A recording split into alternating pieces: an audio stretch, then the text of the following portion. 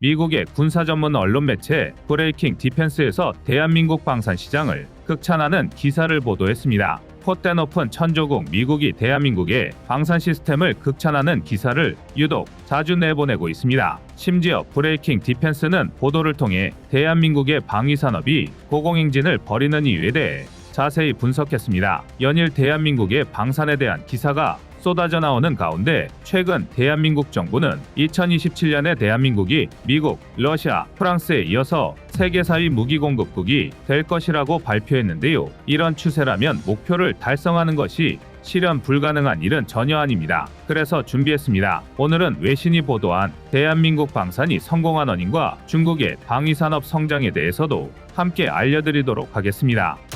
지금 보시는 영상이 마음에 드셨다면 지인들의 카톡으로 공유해주세요. 여러분의 구독과 좋아요는 꺼리튜브 영상 제작에 많은 힘이 됩니다.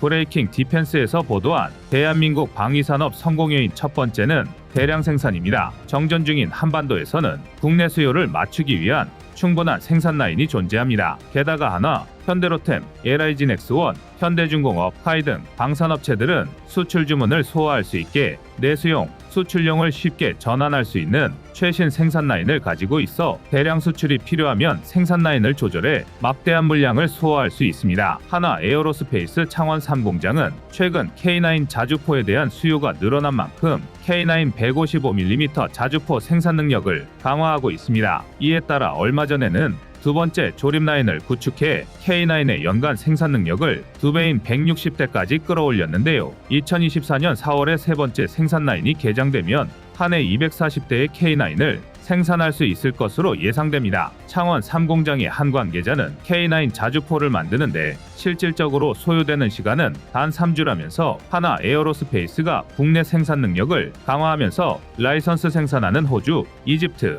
폴란드에도 K9 조립 라인을 구축해 동시에 생산을 하는 중이라고 밝혔습니다. 여러분들도 모두 아시는 것처럼 대한민국의 납품 속도는 폴란드에서 빛을 발휘했는데요. 대한민국은 1차 수출 물량인 K2 전차 10대와 K9 자주포 23문을 계약한 지 단 3개월 만에 폴란드 그다니아항에 상륙시키며 폴란드의 두다 대통령이 직접 한국까지 마중을 나와 오래 기다렸다고 말하기 힘들 정도로 한국의 무기가 빨리 도착했다고 농담을 건네며 기쁜 심정을 솔직하게 드러내기도 했습니다. 미국이나 유럽의 다른 국가들과는 다르게 대한민국은 방위 수출 주문이 들어오면 정부와 방산업체 간의 공생관계 덕분에 납품 일정을 조율해 신속하게 배송할 수 있다는 점을 제일 커다란 장점으로 꼽았습니다. 그 다음으로는 방산무기의 현지화를 꼽았습니다. 대한민국 방산 기업은 고객의 요구에 맞게 장비를 맞춤화하거나 현지 라이선스 생산하는 것에 긍정적인 편입니다. 그도 그럴 것이 대한민국은 K9 자주포를 폴란드,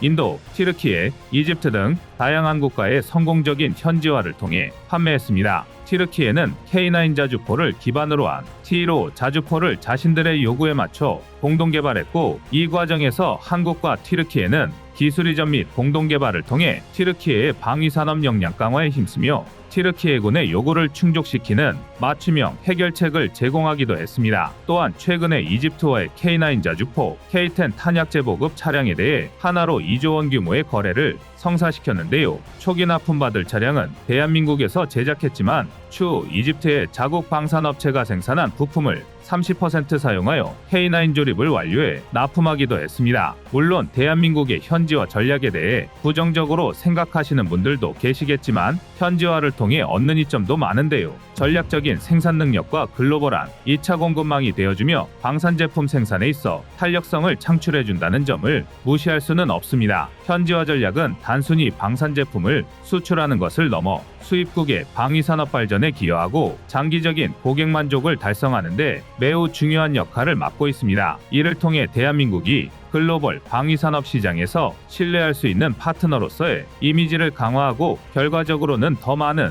수출 기회를 창출할 수 있다는 장점이 있습니다. 대한민국 방위산업 성공 요인 세 번째로는 대한민국 방산의 품질과 높은 기술력을 뽑았습니다. 대한민국은 중국과 일본, 북한 등 적대적인 국가들에 둘러싸여 있기 때문에 항상 높은 기술력의 막강한 군사력을 유지해야 하는데요. 이로 인해 대한민국의 방위산업은 언제든지 기술적으로 신뢰할 수 있는 무기를 개발하고 제조할 수 있습니다. 게다가 대한민국은 조선, 전자, 자동차, 기계 등 세계적 수준의 산업 기반을 보유하고 있는데요. 이러한 첨단 산업 기반을 바탕으로 뛰어난 품질의 방산무기들을 개발하고 생산할 수 있습니다. 브레이킹 디펜스가 뽑은 대한민국 방위산업의 마지막 성공 요인은 여러분이 다 알고 있는 대한민국 무기의 가격 경쟁력입니다. 대한민국의 방산은 불필요한 기술과 장비는 과감하게 제거함으로써 세계 최고를 자랑하는 장비들과 비교해 결코 뒤처지지 않는 성능을 발휘하지만 절반 수준의 가격을 유지해 가격 경쟁력 측면에서 장점을 가지고 있습니다. 이로 인해 결과적으로 더 많은 국가들과 특히 신흥 중소국들이 품질과 가격 경쟁력을 모두 갖추고 있는 무기 공급국으로 대한민국을 주목하고 있다고 보도했습니다. 심지어 브레이킹 디펜스는 이런 대한민국의 방산이 곧 미국 시장에 진입하는 것은 시간 문제일 것이라는 전망을 내놓기도 했습니다. 실제로 최근 한국은 우크라이나를 지원하며 텅텅 빈 미국의 탄약고를 채워주며 미국의 문을 두드리고 있습니다. 우크라이나 지원으로 부족해진 155mm 포탄에 대한 요청에 응하며 대한민국 방산의 미국 수출을 이뤄내기까지 한 건데요. 이것은 글로벌 최대의 방위 시장 중 하나인 미국 시장에 본격적으로 진출할 수 있는 기반이 마련되었음을 의미하기도 합니다. 그리고 이는 곧 대한민국 방위산업의 기술력, 가격 경쟁력, 그리고 국제적인 신뢰도를 모두 인정받았다는 증거로 볼 수 있습니다. 미국은 전 세계에서 가장 큰 방위산업 시장을 가지고 있는 것과 동시에 가장 엄격한 품질과 성능 기준을 요구하는 나라로 유명합니다. 따라서 대한민국의 포탄이 미국 시장에 진입했다는 것은 대한민국 방위산업의 기술 개발과 품질 관리 능력을 국제적으로 인정받았다는 중요한 지표가 될 수 있습니다. 이를 통해 전 세계 다른 국가들에도 대한민국의 방산이 더 많은 관심과 신뢰를 받게 될 것이며 더 나아가 대한민국 방위산업의 지속 가능한 성장을 촉진하는 역할을 할 수 있습니다. 이렇듯 꽃길만 걸을 일만 남은 대한민국의 방위산업을 유독 배아파하는 나라가 있습니다. 심지어 이 나라는 자국 언론을 동원해서 대한민국을 방해할 방법을 고려해봐야 한다고까지 보도하기도 했는데요. 딱 말하는 게 한 나라가 떠오르는데 맞습니다. 바로 중국입니다. 중국은 최근 대한민국의 방산산업 발전 속도에 대해 견제하고 있는데요. 중국은 자국 언론을 통해 대한민국의 발전 속도는 놀라울 정도로 빠르다며 노골적인 견제를 시작했습니다.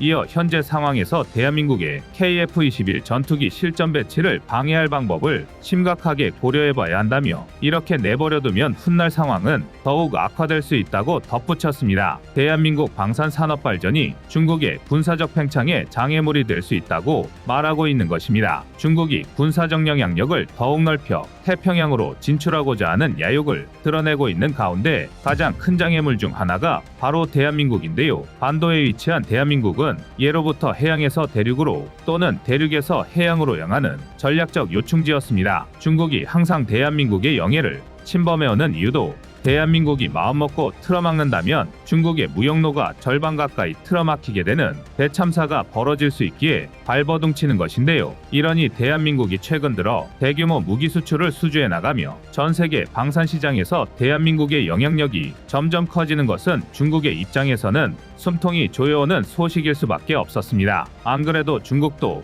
천문학적인 국방비를 쏟아부으면서 바다와 하늘을 넘나들며 중국군의 지속적인 무기 시스템 현대화와 군사력 강화에 힘쓰고 있었는데요. 지난해 중국은 국방 예산에 전년 대비 7.2% 증가한 1조 5,336억 위안, 하나로 약 293조 1,370억 원을 책정했습니다. 이는 전 세계적으로 미국에 이어 두 번째로 큰 국방 예산인데요. 천문학적인 국방 예산을 바탕으로 스텔스 전투기, 항공모함, 탄도 미사일 방어 시스템 등 여러 방면에서 이루어진 신무기 개발을 통해 중국 방위 산업을 발전시키고 있습니다. 중국은 항상 기술적 진보를 통해 미국을 대표하는 서구 국가들과 경쟁할 수 있는 수준으로 끌어올리기 위한 노력을 지속해왔는데요. 중국의 방위 산업은 더욱 발전했고 제공할 수 있는 품질과 범위가 더욱 확장되면서 미국, 러시아, 프랑스와 같은 기존 무기 공급국과의 경쟁은 불가피해졌습니다. 이는 기존 무기 공급국들이 가지고 있는 무기 시장에서의 우위를 점차 잠식할 가능성이 있으며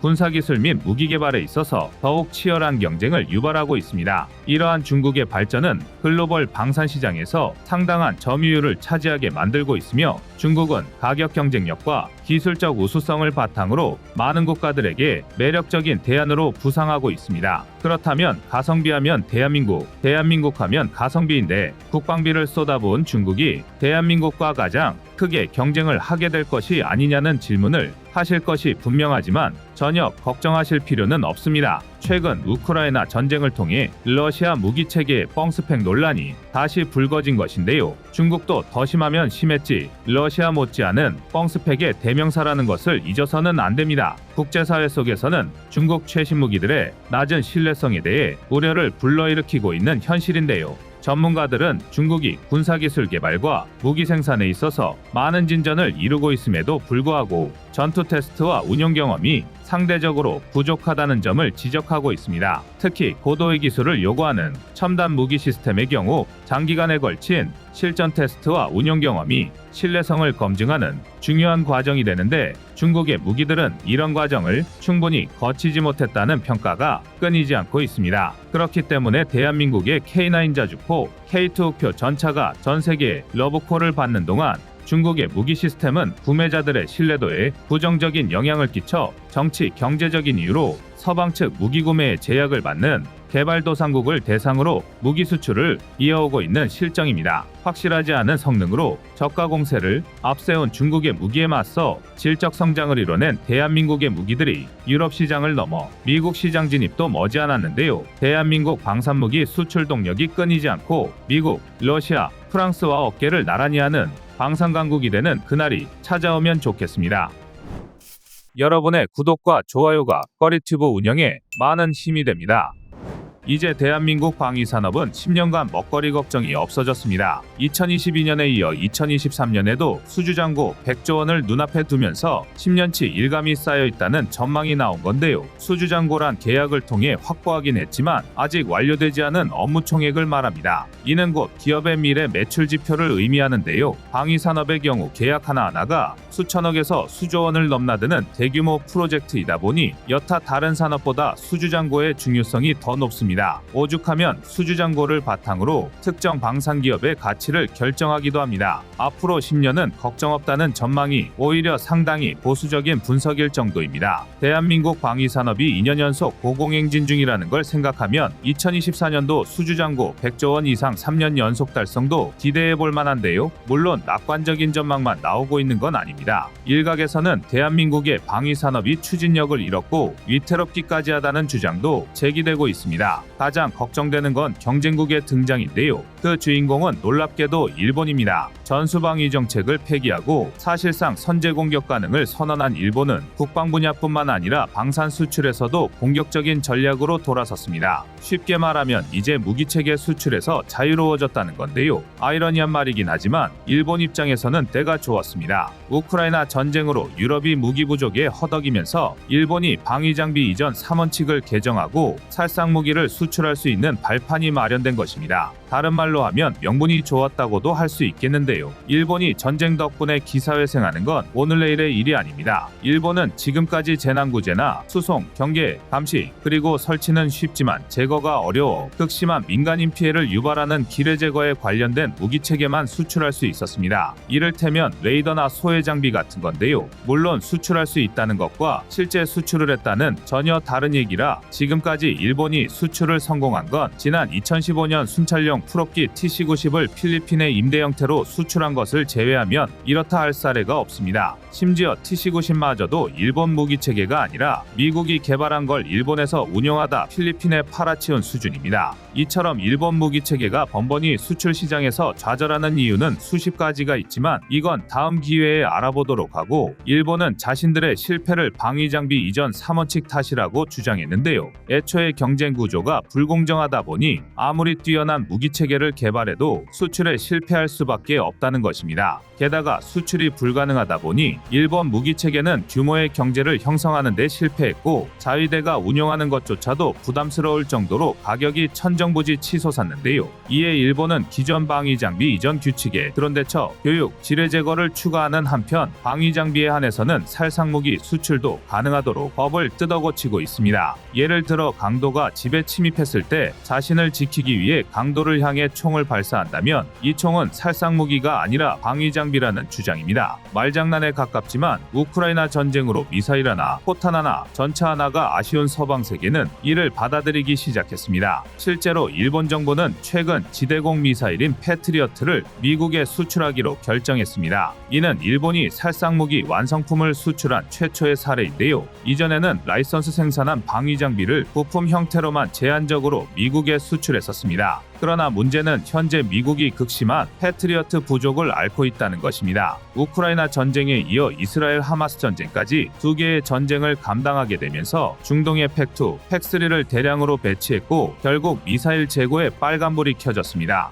미국의 패트리어트 미사일 연간 생산량은 약 550기에 달하지만 우크라이나와 중동 수요를 감당하려면 최소 650기 이상이 필요하다고 보여집니다. 미국으로서는 당장 급한 불을 끄기 위해 꺼서라도 패트리어트 미사일 100기 이상을 충당해야 했는데요. 이 상황에 눈에 들어온 게 라이선스 생산권안을 가지고 있던 일본이었습니다. 더군다나 이번 결정은 방위장비 수출 규정인 방위장비 이전 3원칙과 운영 지침의 개정을 통해 이루어졌으며 일본 정부는 미국 외 특허 보유국에도 라이선스 방위장비 수출을 허용하고 요청 시 제3국으로의 수송도 수용하기로 했습니다. 좀 과격한 말이긴 하지만 소위 말하는 그림이 좋은데요. 패트리어트는 기본이 요격 미사일이기 때문에 방위장비와 살상무기 사이에서 아슬아슬하게 줄타기할 수 있는 무기체계고 게다가 일본은 어디까지나 동맹국인 미국을 돕기 위해 미국의 요청으로 패트리어트를 수출한 셈이 되었습니다. 일본이 글로벌 방산시장으로 진출하는데 미국의 승인이 떨어진 꼴입니다. 일각에서는 이를 계기로 무기체계 수출 권리를 획득한 일본이 글로벌 방산시장에서 본격적으로 대한민국의 대항마로 성장할 것이라 주장하는데요. 일본 무기체계의 실상을 알고 있다면 웃음만 나오는 얘기지만 그래도 마냥 무시할 수는 없습니다. 현재 일본은 AH-1, AH-64 공격 헬기, OH-1 정찰 헬기 등을 대거 무인전력으로 교체하고 구형 장비를 현대화하면서 퇴역 장비를 대량으로 만들어내고 있습니다. 그리고 이 퇴역 장비들을 동남아시아 개도국 위주로 싼값에 수출하려는 계획을 세우고 있습니다. 일종의 미끼 상품을 앞세워 시장을 넓히겠다는 건데요. 대한민국 무기체계가 동남아 시장에서 강세를 띠고 있다는 걸 감안하면 무시하기 어렵습니다. 더군다나 요 근래 대한민국 방위산업은 폴란드의 불안정한 정치 상황 탓에 분위기가 좋지 않습니다. 물론 이미 시장 다변화를 추구 중이었던 덕에 이제 와서 폴란드가 계약을 취소한다고 대한민국 방위산업이 휘청이지는 않을 텐데요. 하지만 2022 한폴 방산 계약이 국제무대에서 대한민국 명성을 높이는 결정적인 계약이었음을 감안하면 분명한 악재임은 틀림없습니다. 결국 대한민국이 일본 등 경쟁국을 따돌리고 전 세계 방산시장 점유율을 높이려면 폴란드 이상으로 거대하고 흔들림 없는 시장을 확보해야만 합니다. 바로 미국입니다. 미국은 혼자서 전 세계 군비 지출의 39%를 지출하는 초거대 군사 강국인데다 연간 방산시장 규모만 약 500조 원에 달합니다. 단 한 해에만 대한민국 10년치 국방비에 해당하는 방산 거래가 이루어지는 셈입니다. 이에 가장 서두에서 말씀드렸던 LIG넥스1은 미국 고스트로보틱스 인수를 추진하고 있습니다. 고스트로보틱스는 이스라엘 이전에 미군의 비전 60을 납품한 이력이 있는데요. LIG넥스1은 AI와 유무인 복합체계 로봇 분야의 성장 가능성을 보고 이를 통해 미래성장 플랫폼을 확보하고 미국 방산시장에 진출하겠다는 계획을 세우고 있습니다. 이뿐만이 아닙니다. LIG넥스1은 비공뿐만 아니라 현공, 천공, 신공 등 미국 내 유도무기 수출을 추진하고 있습니다. 첨단 방산 분야의 두각을 드러내고 있는 국내 방산 기업은 또 있는데요. 하나에어로스페이스는 다목적 무인 차량 통칭 아리언스맷으로 미국 국방부의 비교 성능 시험 FCT를 진행하고 있습니다. FCT 프로그램은 외국의 방위 기술 및 장비를 평가하고 이들이 미군의 요구 사항을 충족하는지 확인하는 데 목적을 두고 있는데요. 이를 통해 이미 개발이 완료된 우수한 방위 기술이나 장비를 중복으로 개발할 필요 없이 미군에 효과적으로 통합할 수 있습니다. 하나에어로스페이스 아리온스맷이 FCT 테스트를 받고 있다는 건 곧 미국이 도입을 검토하고 있다고 해석할 수 있는데요. 이외에도 카이는 익히 아시다시피 미국 해군과 공군의 훈련기 도입 사업 수주를 위해 록히드 마틴과 컨소시엄을 구성해 FA50을 제안하고 있습니다. 한편 지상과 공중 이외에도 대한민국이 전통적인 강세를 보이는 선박 분야에서도 상당한 노력이 진행 중인데요. 대한민국 굴지의 특수선 조선기업들이 앞다퉈 미국 내 함정조선 업체를 방문하여 미국 내 생산 거점을 인수하는 방식으로 미 해군의 신규 무기 사업 참여 기회를 넓히고 있습니다. 특히 하나오션은 미국 방산시장 진출을 위해 필라델피아에 위치한 필리 조선소 인수를 검토 중입니다. 자국산 무기를 우선 도입하기 위해 여러 제도를 갖춰놓은 미국은 함정 역시 미국 내에서 일정 수준 이상 건조되어야만 운송 권한을 획득할 수 있는데요. 국내 조선업계가 미국 현지의 방산기업을 인수한다면 미국 정책에 효과적으로 대응할 수 있습니다. 미국으로서도 나쁜 얘기는 아닌데요. 현재 미국의 조선업은 현저히 약화한 상태입니다. 특히 전투함정 같은 특수선 분야는 높아진 인건비에 비해 연약하기 짝이 없는 설비 탓에 평균적인 건조 비용보다 2배에서 3배 이상 비싸고 납기도 늦습니다. 당연히 그만큼 투자가 늦어지는 악순환에 빠져들었는데요. 미국 조선소가 조선업계 1위인 대한민국의 투자를 반길 수밖에 없는 상황입니다. 더군다나 미국은 중국과 강대강 대결 구도를 펼치며 해상 패권을 놓고 경쟁하고 있습니다. 그런데 최근 미 해군정보국의 조사에 따르면 중국의 조선 능력은 자그마치 미국의 233배에 달합니다. 미국이 박살난 자국의 조선업을 되살리기 위해선 대한민국의 도움이 절실한 상황인데요. 전문가들 역시 대한민국 함정 기술의 미국 진출을 굉장히 낙관적으로 보고 있습니다. 대한민국의 방위산업은 1970년 스타트라인을 끄는 이후 단 하루도 쉬지 않고 발전하고 있습니다. 무기는 설령 100년간 사용되지 않는다 해도 단 하루라도 갖추지 아니할 수 없다는 격언을 충실히 따른 것입니다. 한 가지 재밌는 건 그 당시 대한민국의 군사 기술력은 하다못해 소총 한자로 수류탄 하나 만들 기술력도 전무했다는 건데요. 하지만 우리 연구진들은 해외 무기를 견학하고 연필과 수첩으로 길이를 재가며 기술을 배워왔습니다. 그야말로 맨땅의 헤딩으로 국산 무기를 개발해낸 것입니다. 또 대한민국이 현대사의 가장 오래된 전시국가라는 것도 한몫했습니다. 대한민국은 보유한 무기체계 생산 라인의 가동률이 기껏해야 60%를 넘지 않았습니다. 심지어 2022년 한풀방산 계약 이후 수출 시장이 폭발적으로 성장한 이후에도 80%를 넘지 않았는데요. 전시 상황을 대비해 필요 이상으로 생산 설비를 보유했기 때문입니다. 그러면서도 유럽 전체보다 빠른 생산력을 보유한 건데요. 이처럼 소위 말하는 방산 수출 대박은 대한민국이 끊임없이 노력했기에 달성할 수 있었던 결과입니다. 부디 그 과실을 오랜 시간 누릴 수 있도록 대한민국 방위산업의 미국 시장 진출을 응원하겠습니다. 여러분의 생각은 어떠신가요? 이상 꺼리튜브였습니다.